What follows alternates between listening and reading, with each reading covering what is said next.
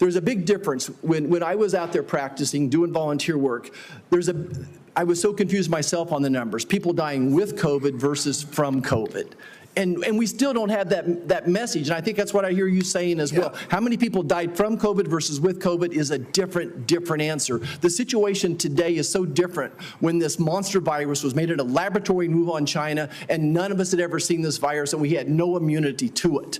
But today, every American's had COVID a dozen times probably, and we built up immunity. I think that's why that both things are true. It was a miracle. Warp speed was a miracle, what President Trump and his team did, and it saved millions of lives most likely. But it's also true that it probably killed some people. Like most vaccines do, there is a death rate associated. So both things are true. Anything else you want to clear up on the morbidity, mortality of COVID and COVID vaccines? Right now, we're dealing with completely different circumstances where the virus has mutated, where it's much less dangerous, where there's a lot of natural immunity and herd immunity.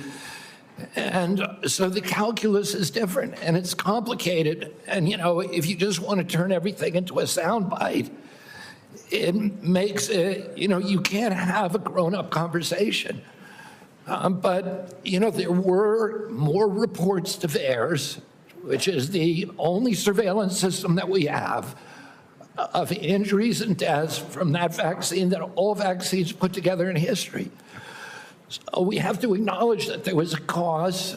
We acknowledge that there was a benefit. We can't quantify either one because of the data chaos at CDC, and that's all I'm saying. And they think I'm being evasive because I won't make a kind of a statement that's almost religious in nature.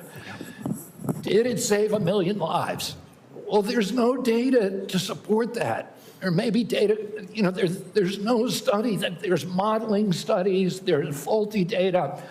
I'm not going to sign on to something if I can't do it to a scientific certainty. It doesn't mean that I'm, anti-vax. It just means I'm pro-science.